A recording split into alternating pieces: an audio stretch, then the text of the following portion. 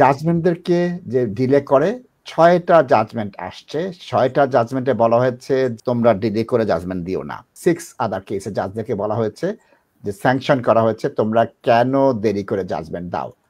বিচারের বাণী নিভৃতকালে জাস্টিস হারির জাস্টিস বাড়ির justice delayed justice denied.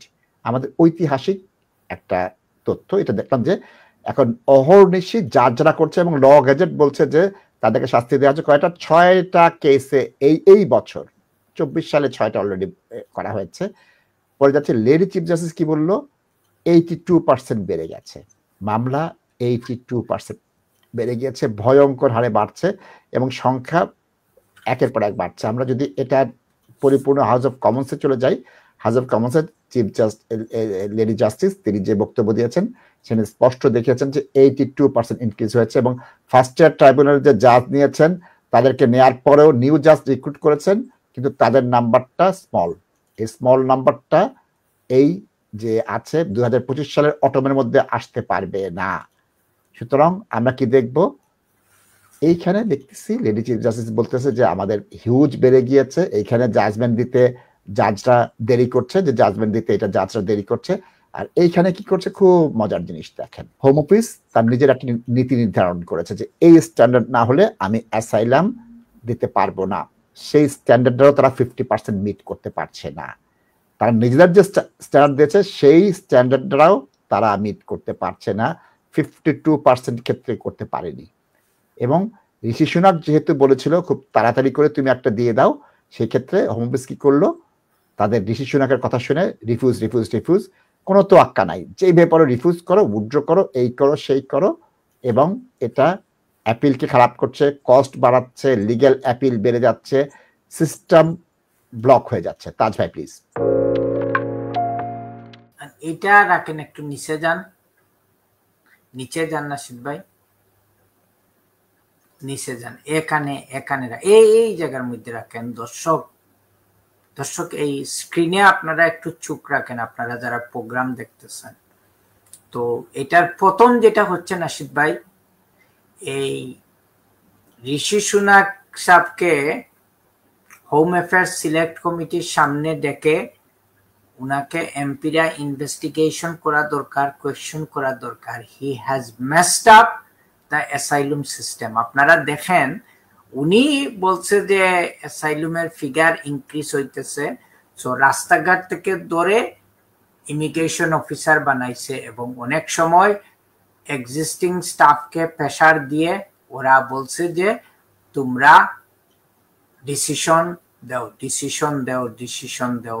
Decision দিচ্ছ মানে হচ্ছে কি অ্যাসাইলুম ক্লেম মানে ব্যাকলগটা কমে আসবে।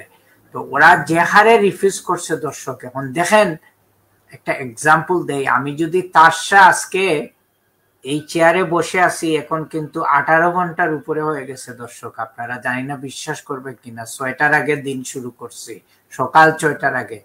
তো আমি যদি আমার সব স্টাফদের বলি যে তোমরা ডেইলি 6টা কেস বা 5টা কেস প্রসেসিং করতে হবে 4টা হিউম্যান রাইটস অ্যাপ্লিকেশন সাবমিট করতে হবে দর্শক এরা তো কোয়ালিটি মেনটেন করতে পারবে না এরা মিস্টেক করবে ক্লায়েন্টকে জাস্টিস দিতে পারবে না এবং প্রত্যেকটা কেস তো সমান হবে না একটা কেস হয়তো ওরা কম সময়ে করবে একটা কেস হয়তো এর চেয়ে 3 গুণ সময় বেশি লাগবে it depends on the background of the case.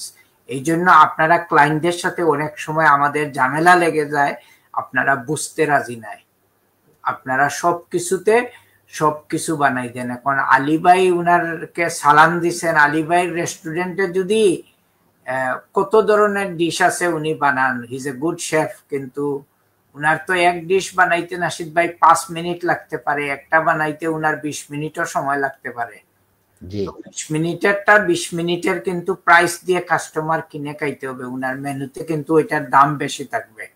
So Nasid ভাই এই জিনিসগুলা দর্শক আপনারা বুঝতে হবে। এখন আমি কেন এই উদাহরণগুলো ইউজ করতেছি আপনারা দেখেন যে উনি অ্যাপ্লিকেশন রিফিউজ করাইছে এবং রিফিউজ এখন হোম অফিস বলতেছে যে আমরা যে অ্যাসাইলুমের ডিসিশন গুলার জন্য যে মিনিমাম একটা স্ট্যান্ডার্ড সেট করছিলাম, এই স্ট্যান্ডার্ডটা পর্যন্ত মিট হয় নাই।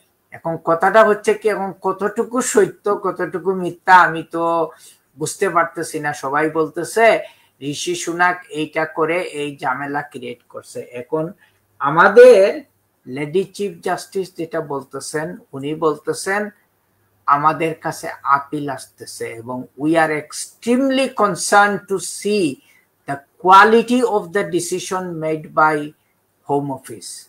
এবং উনি এইটা ইমিগ্রেশন সিনিয়র জাজেদের সাথে শেয়ার করছেন। একটু আপনারা যারা অ্যাসাইলুম সিকার আছেন, আপনাদের জন্য সাম ডিগ্রি অফ একটা হোপ, হয়তো লেডি চিফ জাস্টিসের ইন্টারভিন করছে এবং উনি কিন্তু মানে চিফ জাস্টিস, দর্শক, উনি ইন্টারফেয়ার করা হয়তো ইমিগ্রেশন জাজেদের মাইন্ড থেকে এই আইডিয়াটা হয়তো চলে যাবে, যে লিটল বিট হয়তো রিল্যাক্স হবে যে অল অ্যাসাইলুম সিকার্স আর মেবি বোগাস, আমরা হোম অফিসের মতো স্ট্রিক্টলি দেখবো। তো দর্শক, যেটা আমরা জানতে হবে যে এই ব্যাকলগটা এমন ভাবে হইছে, লর্ড চিফ জাস্টিস বলতেছেন যে we are not a restaurant, যে এটা বলবো যে আমাদের রেস্টুরেন্ট ইজ ফুল, এখানে আর কোনো কাস্টমার আসতে পারবে না। কারণ মানুষ তাদের আসার জায়গা, বিচার পাওয়ার, জাস্টিস পাওয়ার জায়গা হচ্ছে কি কোর্ট। এখন হোম অফিস যতবার রিফিউজ করতেছে, এখন মানুষের রাইট আছে কোর্টে আসা, কিন্তু আমরা কোর্টে এটা তো আমরা হ্যান্ডেল করতে পারতেছি না। উনারা অনেক জাজ রিক্রুট করতেছেন, কিন্তু জাজেদের প্রতি সম্মান রেখে আমি এখানে আর কমেন্ট করে যাইতেছি না নাশিদ ভাই, বাকিটা হয়তো না বললাম আমি। দর্শকরা ওয়ার্কআউট করেন কিভাবে ব্যাকলগ গুলা ক্লিয়ার করার চেষ্টা করা হইতেছে। I leave it for you to think, কিন্তু আমি এটা বলতে পারবো না কোর্টের ব্যাপারে কিছু। তো এখন যেটা হচ্ছে কি, এই মানুষগুলা যে সাফারিং করতেছে, মানুষরা কোয়ালিটি ডিসিশন পাইতেছে না। আপনাদের কান্না যে তাজ ভাই আমি এতগুলা ডকুমেন্ট দিলাম, এত চেষ্টা করলাম, আমার ডকুমেন্টই তো ওরা কনসিডার করলো না। ক্লায়েন্টরা আপনারা আমাদের সাথে ফাইট করতেছেন যে তাজ ভাই আমার ডকুমেন্ট কেন কনসিডার করলো না। আমি আপনাকে আপনার ফাইল বাইর করে দেখাইতেছি যে ভাই এই দেখেন আমি পাঠাইছি, এই হচ্ছে কি এভিডেন্স, ওরা রিসিভ করছে। আমি তো এর বাইরে আপনাকে কিছু বলতে পারবো না। কথা হচ্ছে কি, আপনার হিয়ারিং হইছে আজকে 3 মাস 4 মাস হচ্ছে, স্পেশালি আপনারা পারমিশনের অ্যাপ্লিকেশন করতেছেন বা কোর্ট অফ আপিলে আপনারা যাওয়ার চেষ্টা করতেছেন, 5 মাস 6 মাস 10 মাস 8 মাস লাগতেছে। আপনাদের কনসার্ন তাজ ভাই এইটা কি ধরনের সিস্টেম? একটা পারমিশন আপিল আজকে 7-8 মাস হয়ে গেছে, আমরা ডিসিশন পাইতেছি না।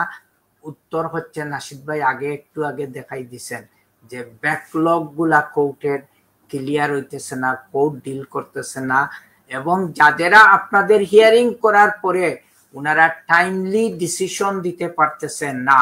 এখন আমি যদি তারসা একটা ফাইল ক্লায়েন্টের দেখি 3 মাস আগে, 3 মাস পরে যদি আমার ওই ক্লায়েন্ট আমাকে ফোন কল করে, আমি হয়তো অনেক কিছু মনে থাকবে না, উনাকে আমি বলবো যে ভাই আপনার ফাইলটা আমি দেখতে হবে, আবার স্টাডি করতে হবে, তারপরে আমি আপনাকে অ্যাডভাইস করব, because not everything fresh in my mind. কিন্তু এই জায়গাটাই হচ্ছে কি, এখন যারা 7-8 মাস পরে 6 মাস পরে কিভাবে এগুলা ওনাদের মনে রাখবে যে হিয়ারিং এ কি হইছে না হইছে। হয়তো নাশিদ রহমান উনার আপিলেন্ট ছিল, নাশিদ রহমানের ফেসটাও তো উনাদের মনে থাকবে না যে কোন আপিল করছেন, কি আপিল ছিল, কি ইস্যু ছিল। ওই জন্য এখানে প্রেসার দেওয়া হয়েছে উপরের কোর্ট থেকে যে তোমরা জাজমেন্ট গুলা ডিলে করবে না। এবং বর্তমানে জুডিশিয়াল বুলিং নামে একটা জিনিস আছে দর্শক। জুডিশিয়াল বুলিং হচ্ছে কি, যারা খারাপ ব্যবহার করবে অ্যাডভোকেটের সাথে কোর্টে, আপনাদের সাথে খারাপ ব্যবহার করবে। তো জুডিশিয়াল বুলিং এর জন্য কমপ্লেইন প্রসিজার আছে, এটা অনেক কিছু করতে পারবেন। এবং আমি তার সাথে রিসেন্টলি আমার একটা সিভিল কেসে, একটা লিটিগেশন কেসে আমি কিন্তু এই ইস্যুটা রেজ করে আমি সাকসেসফুলি একটা আপিল গন থ্রু করছি। সো দর্শক, আপনারা ব্যাকআপ করবেন না, স্ট্রেংথ থাকতে হবে আপনারা। দেই তো নিয়ে আসছেন নাশিদ ভাই, দেখেন, advice on the bar council about the bullying by জাজেস। সো এইটা কনস্ট্যান্ট একটা কনসার্ন, যাদের মানে আনপ্রফেশনাল কথাবার্তা এই সেই, এবং এগুলা বেশিরভাগ ক্ষেত্রে দর্শক শুধু ইমিগ্রেশন ক্ষেত্রে না, আমরা ফ্যামিলি হিয়ারিং এ দেখি, আমরা লিটিগেশন কেসে এই জিনিসগুলা দেখে, উনারা এইগুলা করার দরকার নাই। এই দেখেন আপনারা যে 8টা জিনিস নাশিদ ভাই দিছে, দেখেন আপনারা উনারা কিভাবে এই জিনিসগুলা জুডিশিয়াল বুলিং এর আন্ডারে পড়ে। এটা জাজ হিসাবে আপনি পেইড হইতেছেন, আপনার জবই হচ্ছে কি এই অসহ্যকর জিনিসগুলা শোনা এবং এই বোরিং এভিডেন্স গুলা শোনা। সারাদিন কোয়াইট থেকে আপনি এটা শুনতে হবে, লিখতে হবে, বুঝতে হবে। এখন আপনি যদি মনে করেন আপনি বিরক্ত ফিল করতেছেন, তাইলে তো আর আপনি জাজের চেয়ারে বসার কোনো যোগ্যতা রাখেন না নাশিদ ভাই।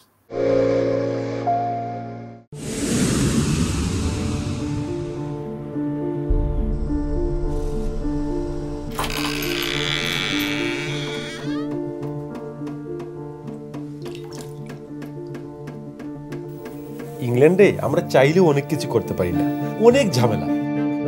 হায় রে হায়, লন্ডনের এই জীবনে ঝামেলার কোনো শেষ নাই। আমি লাল, আমার ইমিগ্রেশন, ঘর, ব্যবসা সবকিছুর ঝামেলার সমাধানে সবসময় পাশে আছে Taj solicitor. Taj solicitors, believe in service.